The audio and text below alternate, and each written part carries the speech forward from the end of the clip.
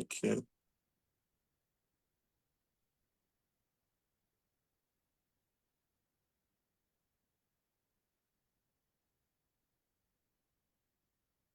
So maybe you tag me so I can just share it.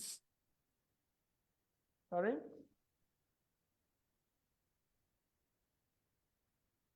All right, so we are live I said already. on Facebook, if you can tag me. Okay, this. Okay. All right, awesome. Okay. All right.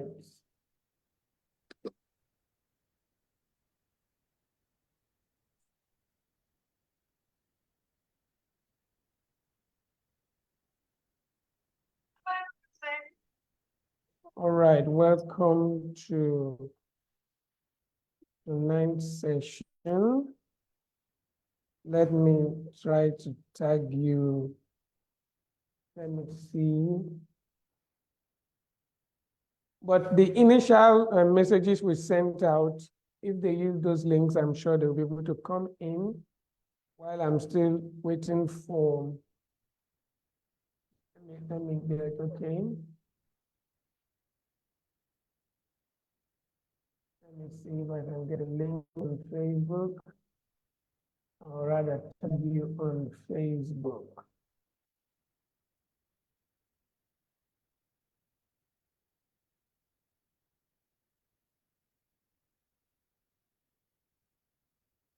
Okay.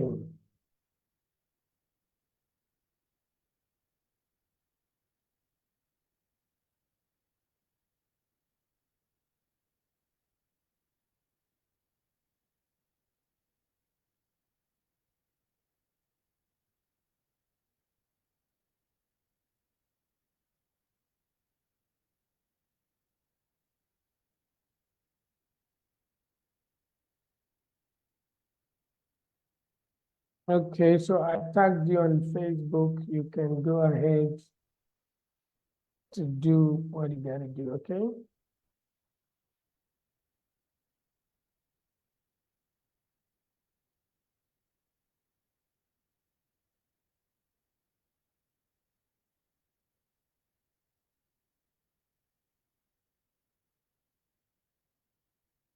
Have you seen the tag?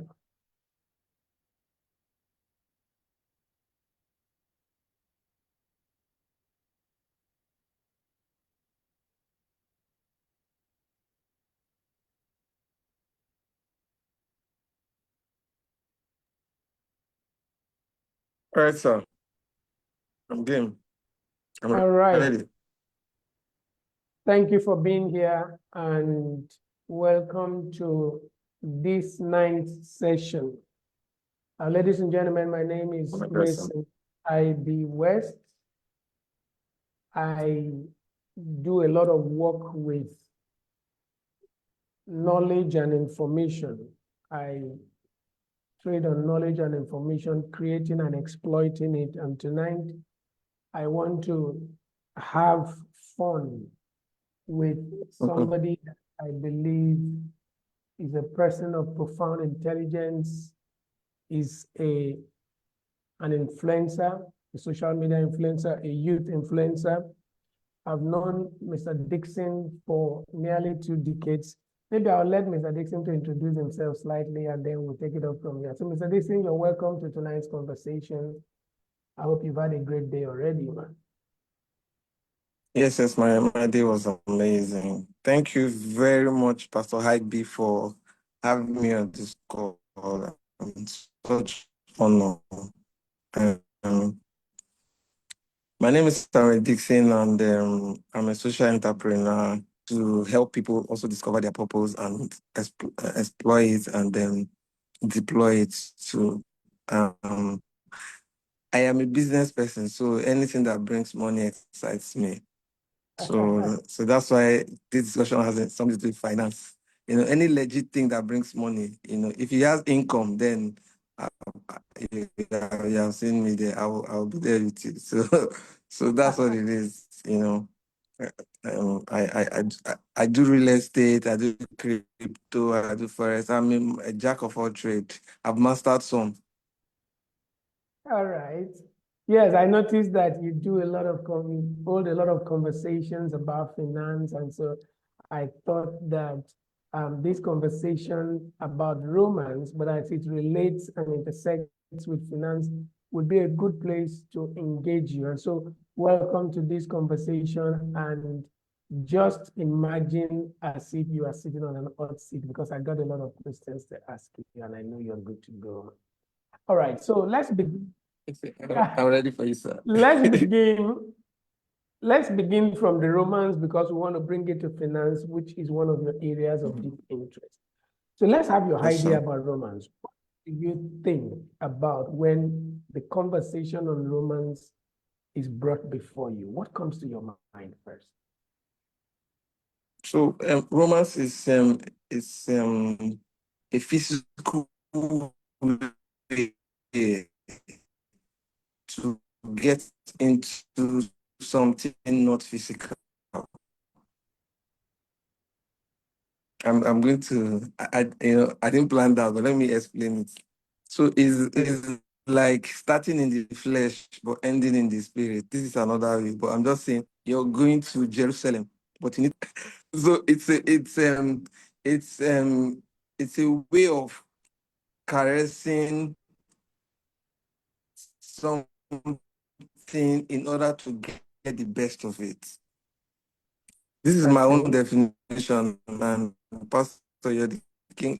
You're the someone asked me, Sammy, you're doing romance. I said, no, I'm staying on finance.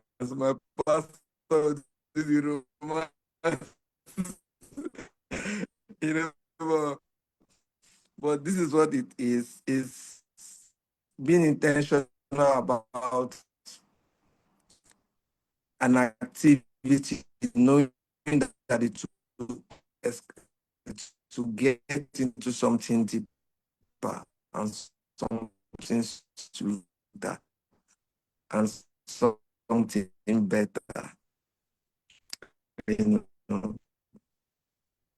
All right. We pray seriously for Pastor, the you're next. smiling. So, you know, I know that want to engage in something around romance with no intention, a knowledge point of view of someone that is doing it intentionally, knowing that thing of a deeper level. All right. We're going to do a little fasting and prayer for the network Pastor, I think around. we are lagging. Yeah. We're noticing that there is a network challenge at your end, and we are praying seriously that we are able to navigate with that. We're having a very bad network from your end, and we can only pray that it gets better. All right. Now, having said that, what would you consider to be the So is this something that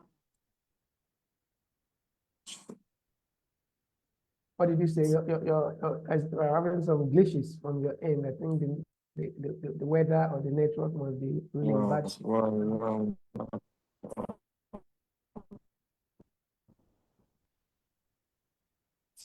All right.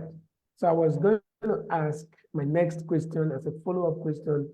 What then would you consider to be the impact of romance on relationships, whether those This relationships is nonsense. So for the network is bad. Oh,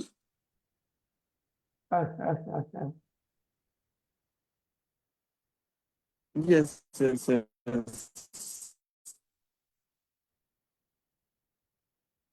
True, true. And I would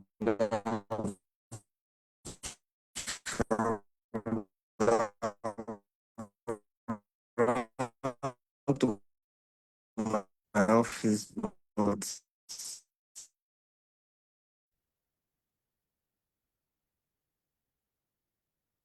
Okay, so we're having a conversation that borders on um, having a conversation tonight that borders on something very important, and it is about romance and the role that it plays in our relationships. I have said before now that romance and physical attraction has been mystified, in my view, and blown out of proportion. And so we want to dig into it and see how those of us that are going to get into marriage, how we can navigate with it.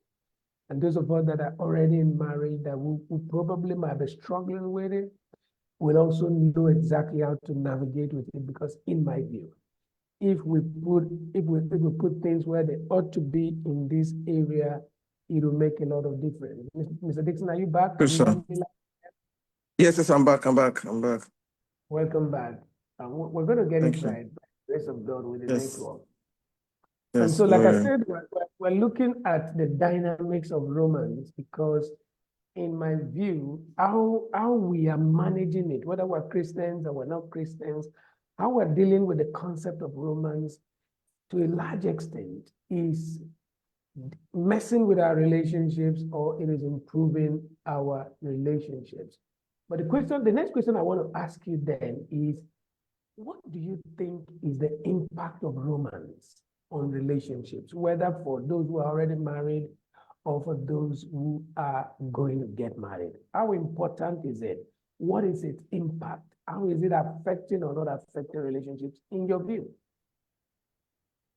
Okay, so I'm going to use I'm a typical church boy, and I'm going to use my own standpoint. Now, we were taught to just accept things for the way they are, in quote, holy, and but we noticed that even as church boys, we were loving how things were shining before us. So if you see a girl dressed beautifully, if you whether she's a church girl or not, you are going to be attracted. So you're going to now say, Holy Ghost fire. Oh Lord, this is not me. Boy, your heart wants what he wants. You know, it means it means like the eye sees what is fine. You know, and if you spray a good colon, you can't hide it. If you appear beautiful, you can't hide it.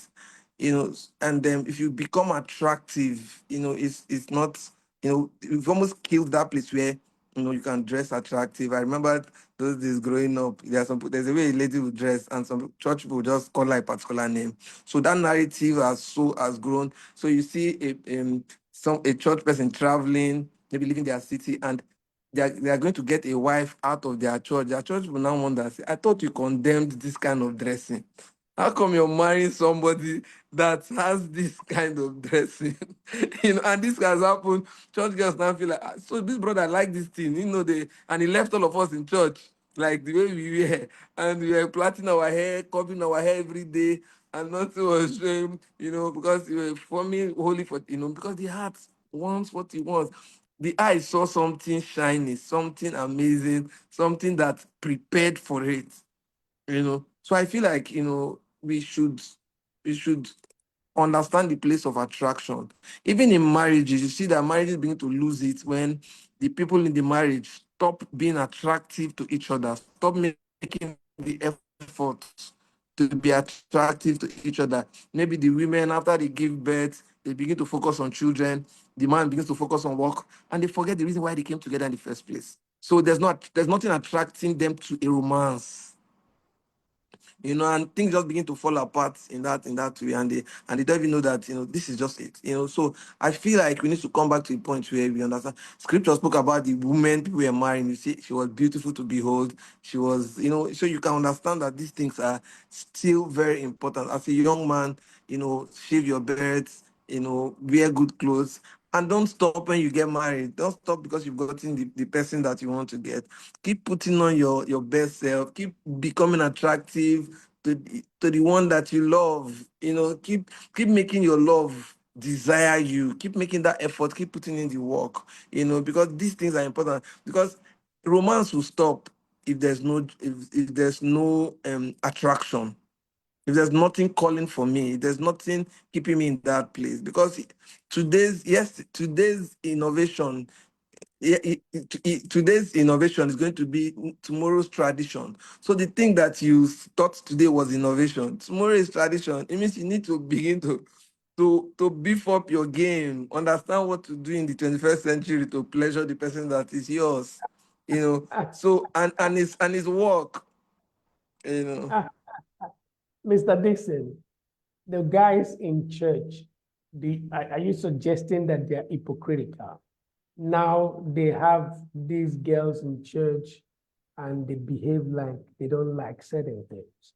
And now when they want to eventually get married, they go out there and they choose the very things they pretended, I don't know if that's the right word, they Mm-hmm. pretended not to like it.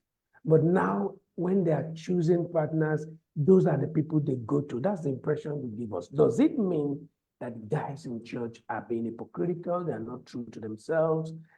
Is there something they're hiding? Is there a sincerity problem here? So I just think that it's fear of um, fear of being judged, because of how we all grew up. I think it's fear of being judged. So when I was on campus, I used to tell them that I, something like that is good because I had, I admired beautiful ladies, but if we get close to them, we feel that we'll be condemned to be judged, and all that. But this kind of thing has created that stuff in our head. But church people make us wear mask a lot. You know, People I make mean us, religion. religion make us wear masks a lot. Now, Mr. Dixon, Yes.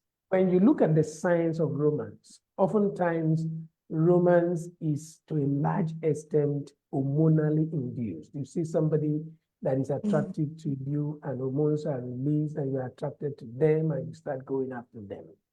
Sometimes the whole attraction phenomenon is because ladies dress a certain way and certain erogenous and sensitive parts of their bodies are exposed. And once you see those parts, it creates spikes of hormones and emotions that are released in your system. You see certain things that compel your attention, that attract you to them, that make you go chasing them, but you have forced the girls in church to dress a certain way. Those things are not exposed, so there are no spikes.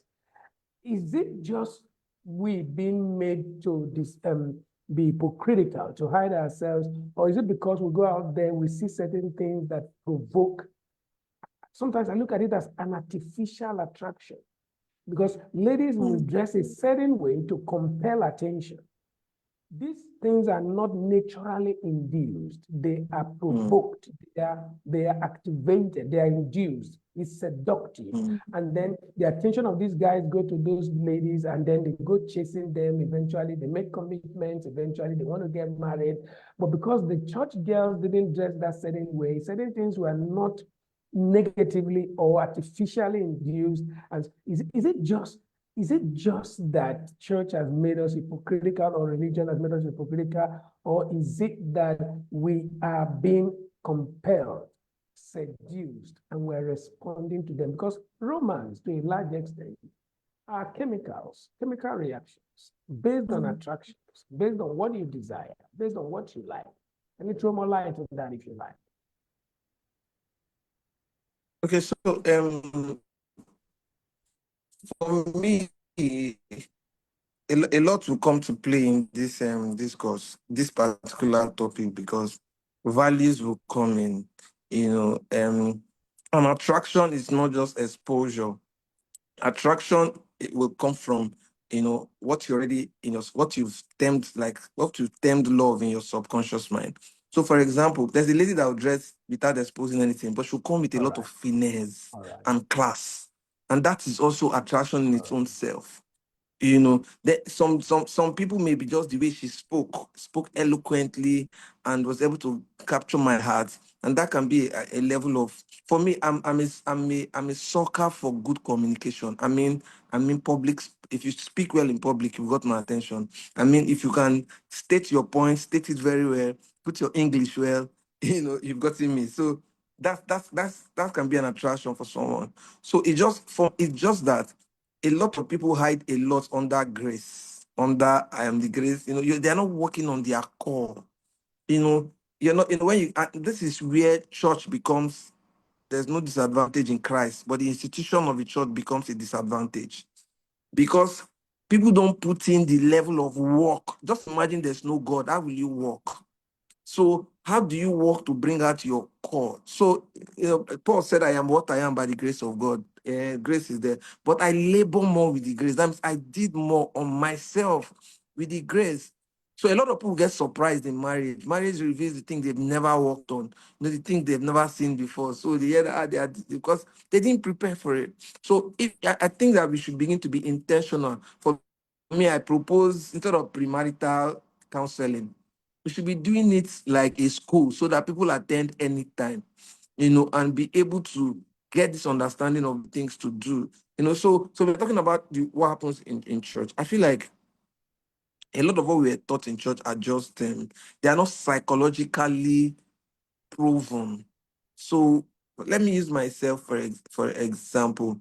I used to ask myself a question: how would I ever know that I am supposed to wait for a woman to have sexual satisfaction before I have mine in sex? For example, if I was never taught, if I did not read, if there was no open conversation, something that, because you go into a marriage and you just be stressing another person's daughter because in quote you're a pastor or you're in church or something. How are you going to know how to enjoy these things when you're married?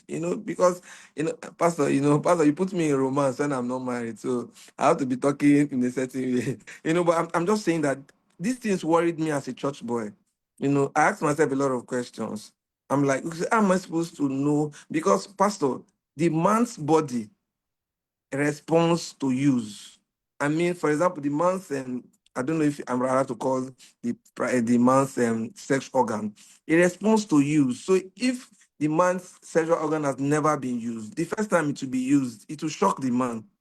I mean, you need to begin to psychologically prepare, and know that these things will happen, But imagine someone like me. I think I knew all these things. I was already 35. So imagine I married earlier. Imagine I married earlier. And it's not, then you not be telling the woman to understand. But you'd have somehow you'd have been able to get this thing. But it's never mentioned in church. I've been a church boy. I mean, we are not talking deep things like this. We think we are hiding them, but meanwhile, they're in public. Everybody's talking about them except us. Everybody knows about them except us. So I think that we should stop wearing the masks that we wear in church and begin to talk about these things. We should stop putting on the facade to think that, talk about, because these things are even breaking a lot of marriages than the whole holiness thing, because these things are they're important things that we need to begin to delve into. I don't know if I I like answered the question. I was just entering no, different portals. no, it's okay. Now, it was nice that you brought in the fact that sometimes what attracts you, the attraction between you and the other person, can be the way they talk. It can be you talked about values. It can be about their mannerism. It can be about the way they present themselves, their carrying, their gait. You talk quite a few things. Now, the beauty about that is, before I narrow this down to finance, which is the critical point in this conversation, before I narrow it down to that, let me bring in something from the scripture. Jacob goes into the family of Laban, and then as soon as he steps into the family of Laban, there was this instant attraction with Rachel. There was this instant romantic connection, if you like. There was this instant chemistry between him and Rachel. And so far as Jacob was concerned, Rachel was the babe to go for. But then somehow, one thing led to the other, and the father said, no, it has to be, what do you call her now? It has to be Leah first. In this generation, we will say that the person he should go to, he should marry, is Rachel, because of the romantic connection, because of that emotional connection. shouldn't be Leah. If you're a student of the Bible, you will realize that God is always, one of the things God usually does is that he crosses his finger. When it was Esau and Jacob, while they were still in the womb, before anybody had done anything, God says, Esau I have hated, Jacob I have loved. When their great-grandfather was going to pray for them and bless them, Ephraim and Manasseh, we saw God. The hands were crossed again. Now it was the second child preferred over the first. When you come to what happened between Jacob and Rachel, it does appear that nature, life, God, if you like, was using their father to influence another crossing of the fingers. Whereas Jacob preferred Leah, Rachel, because of the emotional romantic connection, it does appear that life, their father, God, was preferring Leah. And so there was an exchange. Leah was presented to him. He woke up and said, no, never. Let me also, why, if you also look at it, the Bible tells us in very plain English language that God shut the womb of Rachel and opened the womb of Leah, still pointing to the possibility that God was endorsing Leah. Even though in human analysis and assessment, you could say that there was not that romantic connection. It was Mary Celeste who said, marry first and love will follow. Today, there is a prioritization of romance first, attraction, connection. And a lot of the time, because we put that at the front burner, romance sometimes does not allow us to think. It doesn't allow us to analyze. It doesn't allow us to look at other very critical things because we prioritize. It makes me feel good. I've never felt like this before. Since I was born, nobody made me feel like this. So it has to be this person because there is this romantic connection. Do you, if I go back to your analysis of the fact that it's not just about something sexual, it can be something intelligent, something academic, something about the way they talk. What forms attraction? Sometimes attraction, romantic connection may not form the primary basis for our selection. That sometimes the person that you might need to do life with, you may not romantically connect with the person at the beginning, yet it might come later and still be the better. Must that attraction, must that connection become the pivot on which we make choices and decisions? Okay, so choices can be very deep because we don't make choices with our head. Our choices come from our weaknesses, our insecurities, our defenses, our the things so especially our insecurities. Some people are making choices to serve what they did not become. For example, a man that was termed ugly and a girl, he found a girl that loved him or that got attracted. We can just marry her and say, this is the only girl that accepted me, or this is the only girl I'm attracted to. But a man that has other things, maybe looks handsome, he has choices to select from 1, 2, 3, 4. He will have different, so our choices come from something deeper than, most times, something deeper than even, superficial things.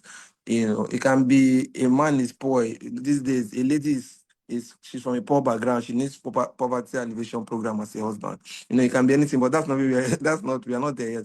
But for romance, if you are judging from the Bible, Paul said something. He said, a young lady that is not married, she chases the things of the Lord as she will please the Lord. Then he now said, for the lady that is married, you're not thinking about the world, you're thinking about your husband, how you will please your husband. So one of the things I found out, I'm taking from the Mary Slessor quotes that you gave, is that there's no place in the Bible that says the man should be looking for things to attract him from the woman, or the woman should be looking for things to attract him from the man.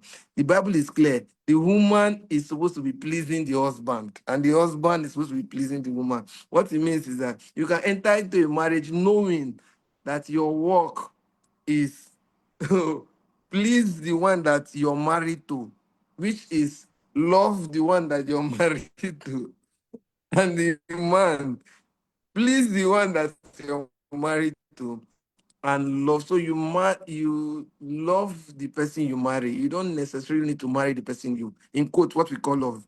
Love, So I feel like it's a big one for this generation of hyper emotions, to be able to, gloss over the physical things, and the physical things are not, but I mean the emotional things, the chemicals that are trying to make us make decisions, and really understand the things that keep a relationship or a marriage, the compatibility thingy. Some people, even I've seen people that they know clearly they are not compatible, but they are just chemically driven. How would you go ahead to marry somebody that's beating you every day? It's chemically driven. How will you go ahead to marry somebody that has clear toxic behavior? Because people should be able to build themselves and enter into marriage. Marriage is, I know there's a grooming part of marriage, but if you don't build yourself, marriage may end up breaking you. So I think that emotions, like you said, it blinds, it's a secretion of hormones. So it shuts down the part of our brain that thinks clearly. So it should put those principles down first, then love later. This is Thank you my so own Thank you so much for your thoughts. I am very worried about the fact that almost all of the times, romance is chemically induced, and the problem with chemical reactions is that they change every 5 seconds, every 5 minutes. They don't last. And I'm worried that we most of the times take decisions, permanent decisions based on temporary emotions. price. It's amazing that a lot of people get married romantically on fire, the connection, the attraction. Yet 3 months down the line, 3 years down the line, you're wondering where in the world is this? To what extent should people use that as the primary yardstick? I'm not minimizing the importance of connection. I'm not minimizing the importance of romance and emotions and all that. I'm only trying to bring people to the place where they realize that there is chemistry and there is character. Chemistry don't last. Character lasts. If there is chemistry without character, chemistry will fizzle out. If there is character without chemistry, character can generate chemistry. Because character creates a favorable atmosphere that can engender chemistry and sustain chemistry. But if there is Sorry. I know you're supposed to be the questioner and I'm supposed to be the questionee. But I want to ask you a question now. I want to ask you a question. I'm okay, going somewhere with okay, it. I want to ask you a question. okay, But I'm trying to okay, wrap up your last point so as to ask you my next question. okay, I'm trying to wrap up your last point so okay. as to ask, but I want us Because to go into the, I want to before you us go to go ahead, into the, there's something I don't want us to forget. please do. Okay, I will do it when I talk. Go ahead. No, but go ahead. Hit what you want to say Okay, now. no. It's so you talked about character and chemistry. My challenge is character that is not tested. Are you there, sir? Yes, I'm there. Hello, sir. Yes, I can hear you loud and Okay. clear. Can you hear me? Okay, so my issue is character that is not tested. So today I was in a meeting with someone that was telling me about a friend that got married to a guy that was very well behaved, very amazing, very this, but in marriage it changed. That then I felt like he was pretending, but he was not.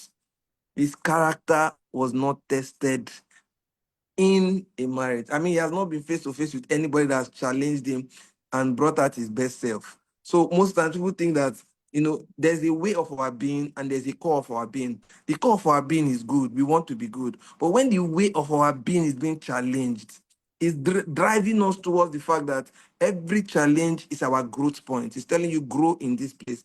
But so some people's character have not been challenged. So would we now say, how do we now even put this character thing to a point? Because you're just good with your siblings. How about staying permanently in a house with a man and you begin to see things every day? So do you have that resilience? Has your character been tested? So I wanted to just add, this while we go ahead. But Because that is pressure can. pressure can go ahead. I'm listening. something pressure can really reveal some part of us that we never would have thought would have been there. Some people will feel like, I did not even know I can behave like this. I surprised myself. Then you can see, because everybody married, they were once in love. I mean, everybody divorced, were once in love. So some of them surprised themselves inside the marriage, because they thought they had the best of character. So at what point do we do we say that, this character is it the consistency of, is it the pressure? So at what point do we really think that this person is tested and has been found true? But this thing, that brings us to the essence of courtship. That brings us to the essence of dating. Because a lot of the times we give out trust as if it is a gift. I agree that when you meet people first, you will give them the benefit of the doubt. But you see, when you start a relationship on the benefit of the doubt, you must bring the relationship to the point where trust has to be earned. And there are three indices for defining trust. First of all, there has to be a behavior that is consistent over a period of time. Behavior, consistency, time. You cannot just say somebody is good until you have seen their goodness persist consistently over a period of time, which is what brings us to the issue of you saying character need to be tested.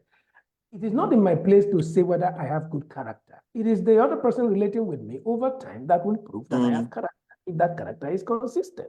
It's not in my place to do that, because fundamentally, how do you claim to be good when God wants to test your goodness or make you good or make you experience faith? He puts you in difficult situations so that you can express faith. God wants to build patience in you. He puts you around very impatient, difficult people to prove your patience. When God wants to prove your love, He puts you around very unlovable people. The love.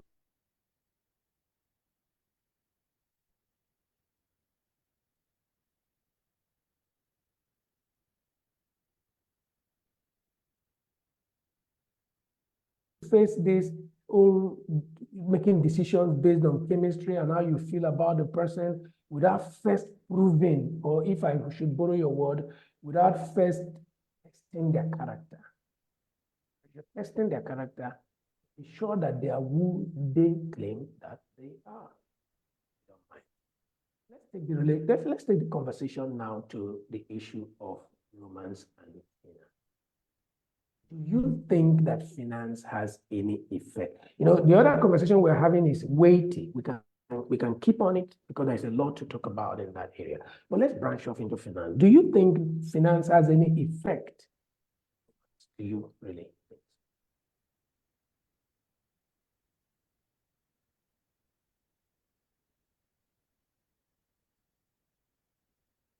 You get my last question? Can you hear me, sir? I can hear you. Did you hear me? Did you I hear my think question? you're muted. You're lagged on my phone, but I can hear you, but your video is muted. Yes, it's very well. Okay, so do you think Yes, that yes. But can you hear me clearly? loud and clear, trust me. Network is bad. Is it from my end? They can hear you, so you can go ahead and respond to my question. Okay, yes. So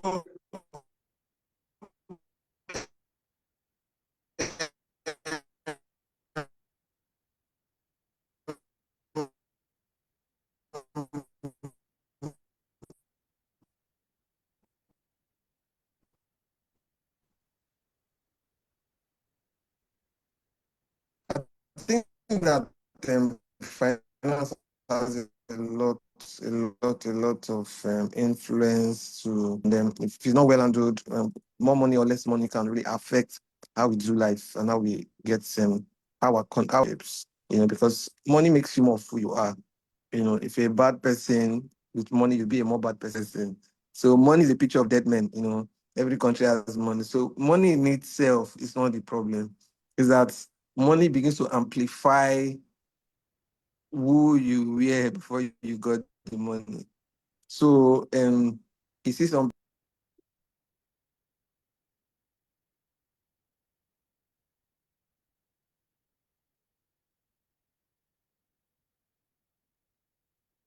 Did we lose Mr. Dixon? Okay, you're back. Pastor, we are going to do this again because I need to be in a place that has good network. It's This okay. network is just embarrassing me. It's okay. You need to go and do Starlink for this call. Abby? I was saying that finance. So finance has a lot to play in our relationships. More money or less money has a lot to play in our relationships. I was saying money makes you more of who you are. Some people don't know who they are until they have money. Money will reveal your options. Money will show your priorities. Money will show the things you're hiding. I mean, if you were looking for side chicks, money will show it. If it was in your head as a suggestion, but you didn't have money, once you have money, money will show it. Money will reveal the part of you that you did not know. You did not have a car, so you couldn't drive to somebody's house at night. Money will show your discipline. So there's just a lot that more money will reveal, and less money to reveal. All right. So you are saying from that point that I don't know if sure. answered the question because you asked if money has any. Sure, money, from your response, we get it that money has effect on romance. And let's take it one step deeper. It has been said there's a school of thought that there can be no romance without finance. There can be no romance if there is no finance. You agree with that? What's your school of thought about that? And what do you have to say to our audience? Because whenever they say that, there's a level of fear, there's a level of agitation that it casts on young people as they go into relationship, and then they have to contend with the fear of the lack of finance. Is it true that um, there can be no romance without finance? And to what extent is that true? I don't know if we still have Mr. Dixon in the house, but tonight we're dealing with a lot of network issues, but we're going to get over that. And I don't know exactly how we're going to get over that, but we're going to find a way around that. Let's see if Mr. Dixon is in the house. Okay, while I wait to get back Mr. Dixon, it is so important that we come to the place where there is balance in our attitude to relationship. Okay, you're welcome back. You're Yes, I'm welcome back. so sorry. No, I had it's to okay. switch places It's okay. to It's not see your the fault. network will be better. It's not your fault. It's network. We're gonna get over that. Nigeria will be a better country. So I was saying it has been said that there can be no romance without finance. That statement can be intimidating. That statement can be frustrating for young people who are going to get into relationships, because every time you say that and somebody does not have all the money, they are scared. They don't know exactly how to navigate the relationship space, especially if they don't have all the money. The question for me is, to what do you agree with that school of thought? And to what extent is it true that there can be no romance without finance? Did you get my question? Okay, so guys, we're still dealing with network issues. Let me hope that while he is still we're still going to overcome network issues from his end. Let me hope that you guys are hearing me. So I was saying that there has to be a balance in the value we place to both chemistry and character, because at the end. Are you back? Very well, very well. So Okay, so if you have my question, go ahead now. thing is, um,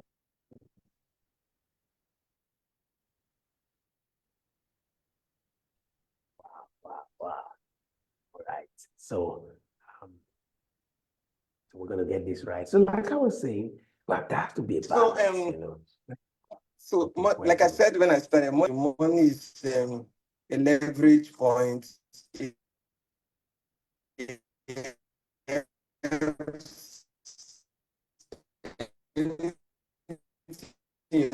doing and money and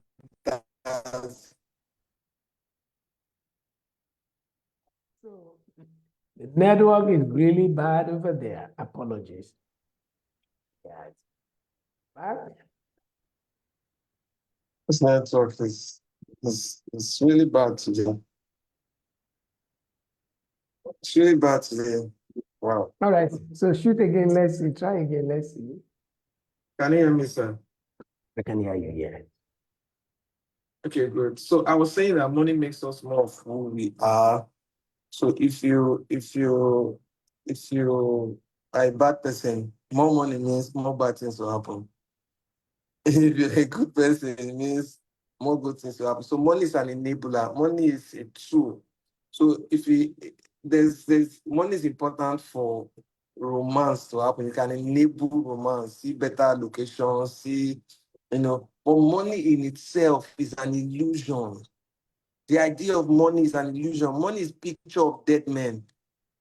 There's no money does not do anything except man carries it.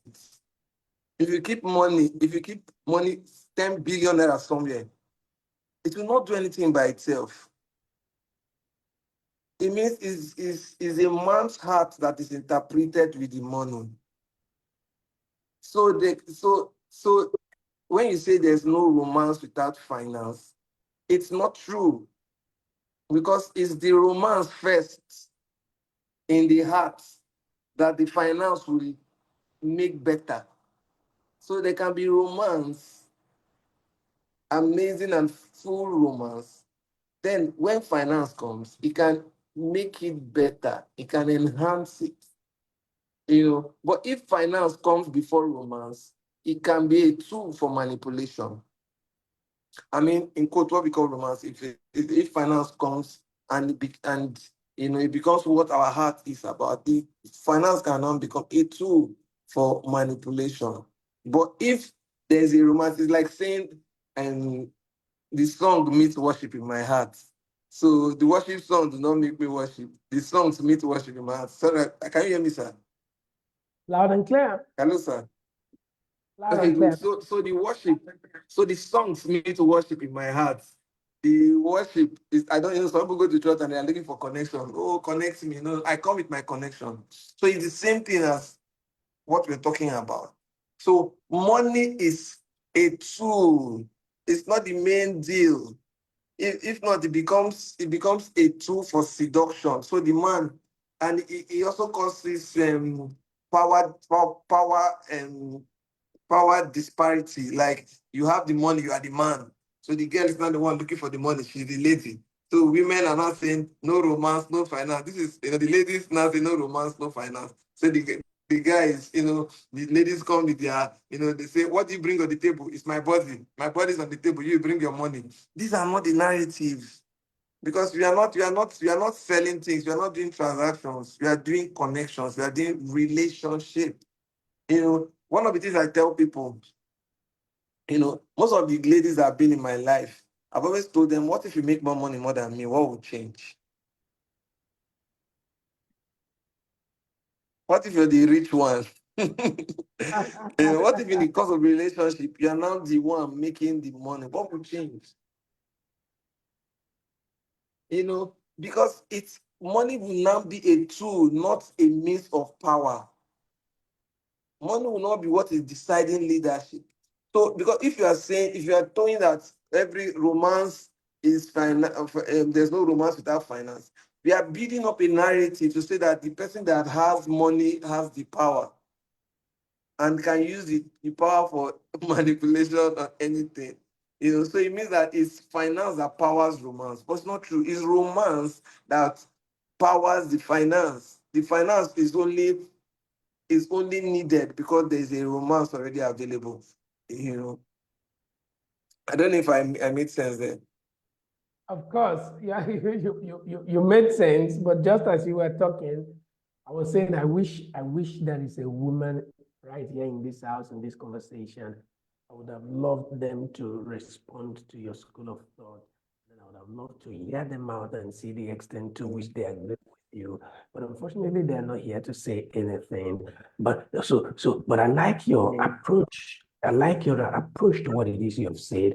You said it is not money, it's not finance that defines that leads, that gives direction. It is romance. If there is no romance first, then finance comes first, then it becomes a tool of manipulation. I think we need to expound a little some more on that and drive home that point because, like I said when I was asking you the question, there is no finance, romance without finance.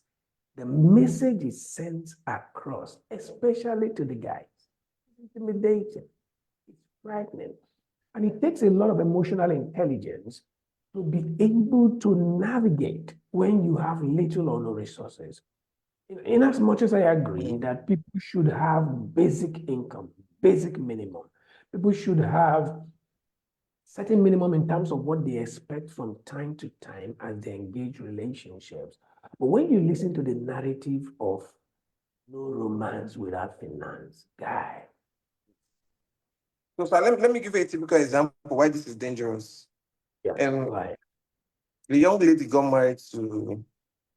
She wasn't. I think she was in school. Like yet, she was not done with school. This very rich man came to marry her. Everybody, family, marry, marry, marry. This is how we are going to live. You know, just imagine now that they are maybe say 10 years in the marriage. She's tired.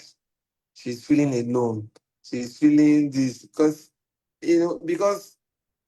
the most important things were not said. So she has seen all the money. She has driven all the beautiful cars. She's now looking for romance. I mean, she's not craving connection because the core for her being will need it. I mean, money is foolish without purpose. I mean, money will be foolish without the real thing that enables it. This is the futility of money. When Solomon looked at everything and said, vanity upon vanity is vanity. So until you make money and lose the money, you don't understand how foolish money can be if you're not in the hand of the right people and doing the right things.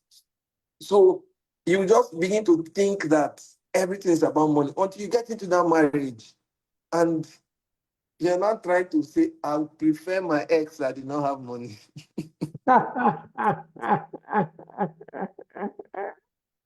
So, There's There's a movie that is trending now on To Kill a Monkey, something like that. That they were broke. She was enjoying when the guy put his hand into bad thing and started making money.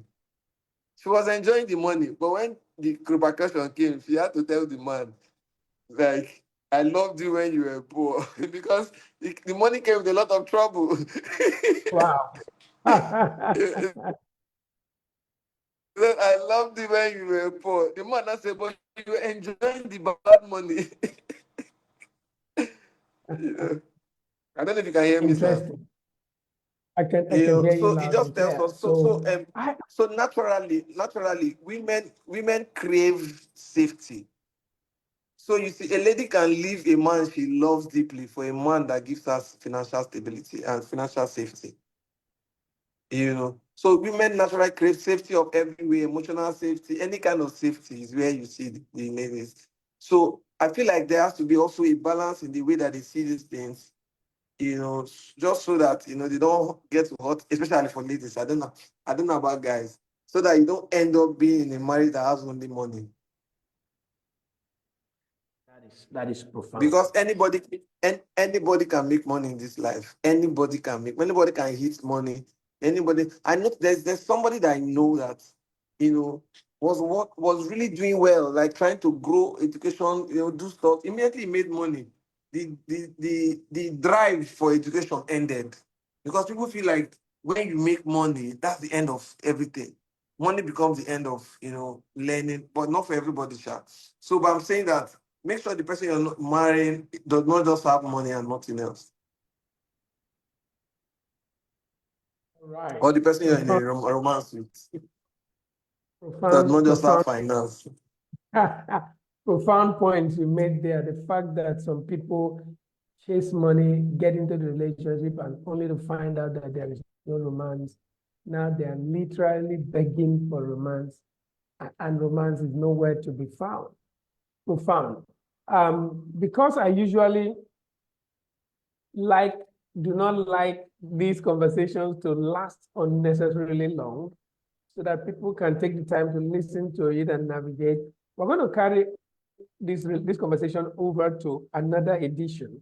But before we go, I have come to the point or the conclusion that romance is one of the biggest enemies, romance is one of the biggest enemies or the biggest threats.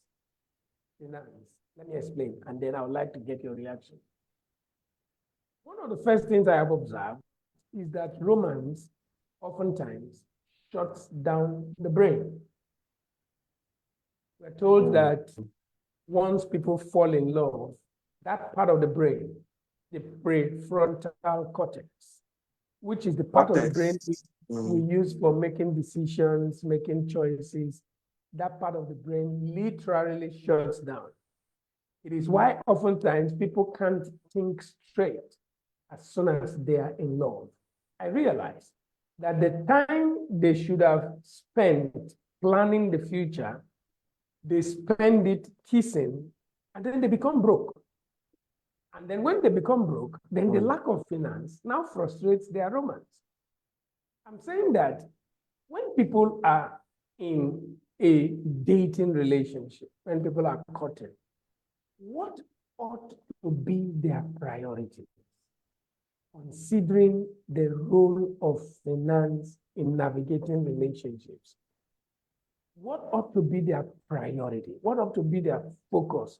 Because a lot of the times, all the attention is spent focusing on the romance, the connection, how it makes me feel. People don't sit down to program the future. You talk a lot about finance. You talk about the fact that finance is a product of processes and systems that are put in place. A lot of the times, people don't sit down to develop these processes while they are dating. They don't sit down to clearly structure what finance should look like tomorrow. They focus on the romance, then get married, only to realize that they are broke and now they are struggling. What is your school of, to what extent do you agree with me or disagree with me that romance can become the biggest enemy to finance? Yes, sir. So I feel like one is not against the other. Okay. If it's done with a proper balance, it's when people get into things and they are not well defined that they begin to. Bible will say that there's time for everything. There's a time to embrace romance and a time to refrain from embrace thinking. So it's not every time you want to embrace. There's a time you should refrain from. You see the person you love and there's no embrace. I believe that couples don't have sex every night. I believe that, but if every time you see the person, you cannot have conversation without touching each other, there's always, chemistry running wild every day. Every time you want to talk about sex, you want to talk about stuff, you want to talk about, this is where the problem is. But if you're mature enough to understand that it's purpose that will sustain this thing, you're able to have very healthy, deep conversation, especially about money. Begin to build your money archetype. Begin to ask yourself, well, are you a spender? Are you a saver? Are you an investor? How do we transit from these things? How do we know what our money archetype is?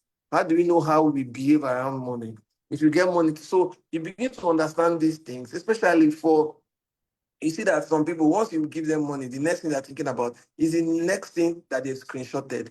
These people, those are their money archetype. You should be able to know, anybody you're relating with. And these things are psychologically proven that, if you marry the same person, I think the person will change in marriage. Once you give them money to pay school fees and they're buying a new bag, So these things are things that we should be able to discuss and not allow the paraphernalia, the love in quotes, the romance thing take us over.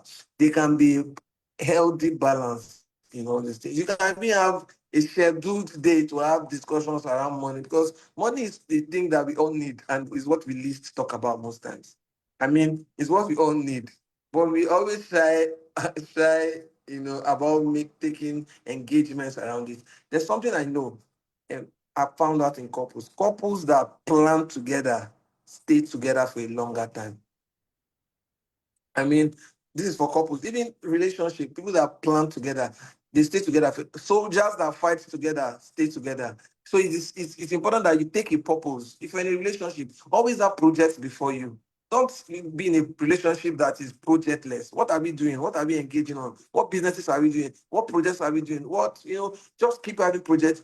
That relationship will not end, because there is always something to look forward to. There's always something bigger than the relationship, something bigger than both of us, something we are looking up to. You just keep those projects before you. Oh, I think we should get a new product out there. We are working on the product. You not even have time for frivolities. I mean, if you keep projects before you, you keep those things before you, you will see that you always have actions geared towards something that is productive. And like you said, there are two sides of the brain. There's the frontal cortex and there's the reward center. Now, the reward center is the one that you use for all these things, the fine colors, fine girls, fine stuff, fine this. The frontal cortex is the one that helps us reason and think. So it means that when you're feeding the reward center too much, you make yourself incapable of sustaining healthy conversations. And these things happen over time. You see that conversations get you tired because you don't know how to engage in conversations for a long time. You don't know how to engage in critical thinking, because everything you think about will be getting towards breast. You can be in a house discussing with a lady and your mind is distracted because you cannot have healthy conversations. And I guess what, these things you think it will end until you enter into marriage. You be in your office and somebody's before you having presentation. You're sizing her breast instead of listening to the conversation. And before you know it, you're challenged. So you need to teach yourself how to think critically. Teach yourself how to take your mind off some things and stay on it. There are some relationships that the girl will tell you, let's talk now, let's talk. You say, no, no, no, no, no, we'll talk later. You talk later. You're not talking. Until marriage will not teach you how to talk. So it's important that we understand how to place healthy boundaries, how to place these things where no one is against each other. Romance is not against finance. Finance is not against romance. They all need each other, but we should put them, the healthy doses of each of them will give us healthy relationships and ultimately healthy marriages. Thank you so much. You said something there, and I want to round off with that. You said having projects that are bigger than you. Mr. Dixon, most people in relationships, the biggest project ahead of them is their wedding ceremony. All they are cracking their brains for, and about is how to raise 5 million, it could be 10 million, it could be 2 million for their wedding. Can you imagine what it will do to a relationship that not even for their marriage or their wedding, but they've been able to target building a product, a service. Their dating is around certain activities that will secure a future for that marriage. A lot of the times I tell people, how do you test the business acumen of a partner if both of you have not handled a project? If both of you do not have on the table something that only God can help you accomplish in terms of magnitude, in terms of, even when you say only God can help you accomplish, sometimes God helping you accomplish, it could come from the human relationships you have, your ability to navigate with relationships, creating networks that help you accomplish, push your vision into the point where it is executable. That also helps to reveal to you whether your partner is somebody that abandons projects halfway, or when they start things, they bring it to a finish. When our relationships become intentional about building legacy, building a future, laying critical foundations that can sustain the relationship, It will help people, don't you think, to bring in that balance. True, because true, because I hear some people say my husband is laid back. I'm like, did you not know that? Because some people that this is my problem with. Sorry, I think someone wants to put on my lights for me. It's okay. But let me just use my phone touch for now. The light will soon come. So you just be seeing me halfway. I was using my gen, but I think my security man just put it off. So one of the challenges is I think that we need to look at is the fact that for couples for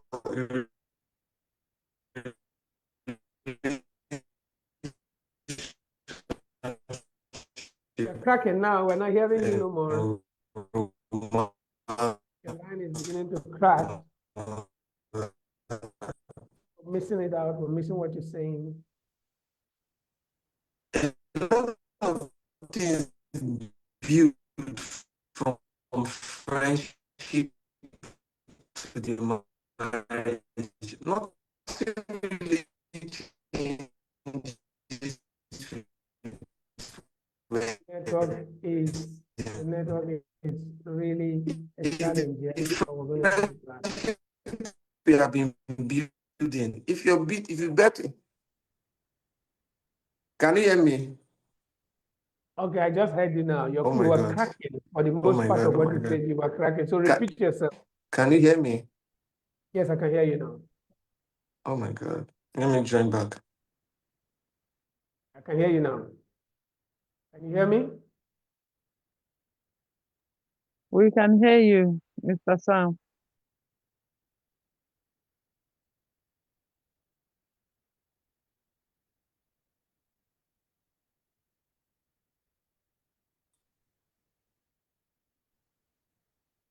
Are you there?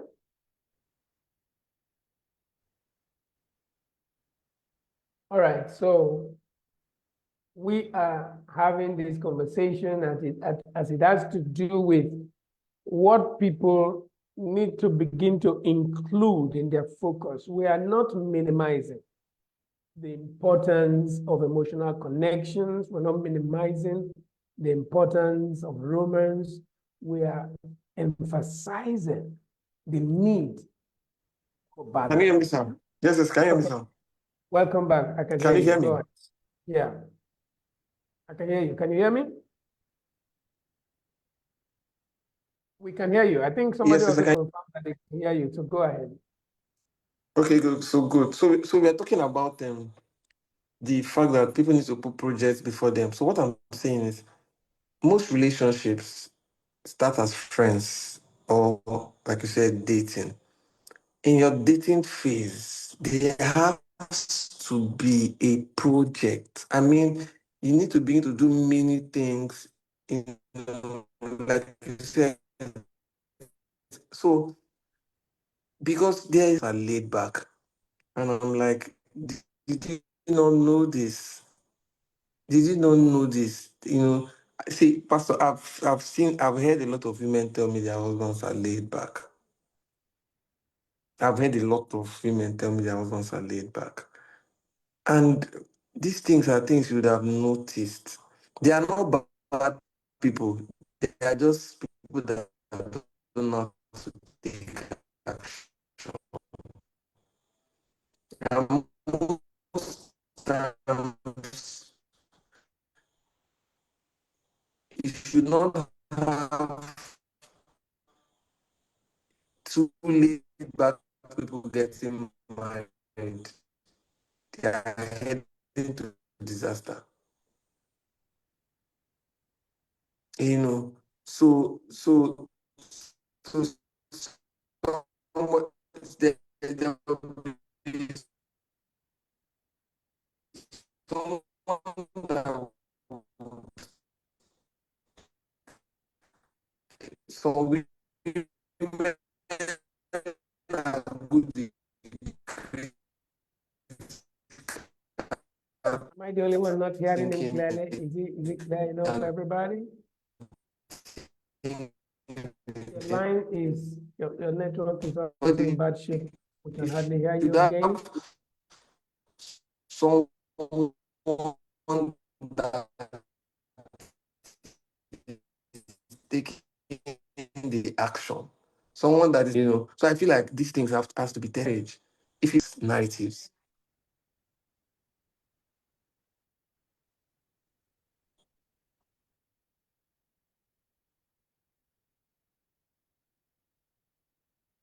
All right.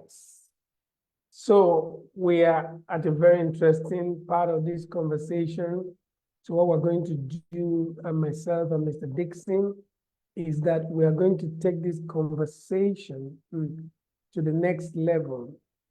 Our next, we're gonna wrap this up in another session, most likely on Monday again, because we're gonna keep this flowing every Monday. We're gonna have these critical conversations on the series on romance. Beyond Mr. Dixon, a lot of other people are going to come on board in this conversation because we're going to look at several other factors and how they relate with and impact on romance. This is so important. So hopefully by the next session, we're going to find a way to navigate around these network issues and get it right, and then bring home some of the points that we are making. On a final note, just in case it is not able to come back in again, on a final note for tonight, one of the things you must take home is the fact that our dating seasons, our courtships must become intentional. Listen, the future you have not prepared for will be a mirage. The future you have not planned for will not become your reality. As we date, as we court, we must have a clear picture of the future we want to get into, number one. Then we must have a clear plan, structure, process, system in place to actualize that future. Is it not in your Bible that if you want to build a tower, you will sit down first and count the cost almost all of the times? What most of us do is that we count the cost of the wedding. Not many of us have taken the time to sit down to count the cost of the marriage, where we're heading to, and how to get there. It's a lot of work, man. You have no idea. Building an incredible relationship will place, building an incredible future, family life will place an incredible demand on your capacity to plan, on your capacity to prepare, on your capacity to break down your vision into little implementable details that will take you into the future. I'm going to thank you guys for being here. Those of you that joined us on Zoom, and those of you that were able to view on Facebook. And we're going to look at the productions on Facebook and then on Zoom, make comparisons, and find a way to take the next conversation next Monday to the next level to make sure network and every other thing is better than what we have now. I just observed that Mr. Dixon is back into the house. So I'm going to ask for his final words for tonight. Mr. Dixon, you're welcome back.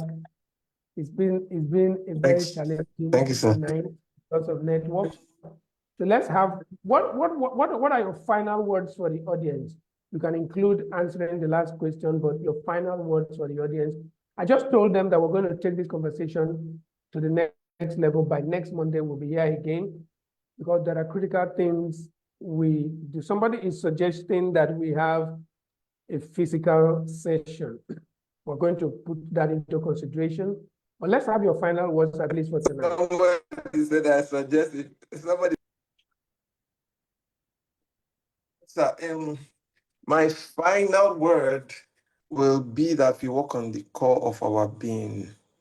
We stay on working on the core of our being, and then we'll be able to attract everything that we need. the core of our being the core of our life, which is, all that we can ever be, expressing marriage, romance, they all stem from who we already are. So let's work on the core of our being. All right, thank you so much, Mr. Dixon. This has been a profound session. You know, when you are making presentations and you have to deal with network glitches, there's a way it messes with your flow of thought, and then you have to come back and try to reconnect again. But you've been able to deal with that, navigate with all of that this evening, and I want to thank you so much for these intelligent conversations. But we're going to work out a way to get it out better than we did today in terms of technicalities and networks. We hope for a better weather and we look forward to more. Before I call it quits for tonight, let me read out a few things here. Somebody here says the future you have not planned for will be a mirage. The dating season must be intentional. Yeah. He said I anticipate the next session. Today's session is massive, though I joined late. Apologies. You're welcome. We also have a couple of people saying a few things here, even on Facebook. And Architect Noble says this is really impactful. Thank you guys, all of you, for being here and for making tonight's session profound. Mr. Dixon, I look forward to you again on Monday, 8 o'clock. We'll be back here to wrap this up. Is that okay? Yes. Monday, I'll be in the right frame. I'll use all the networks. I'll be ready for it. I won't do it in my house. I think this area is having network. Thank you so much for having me, sir. I had an amazing time. God bless you. Thank you so much.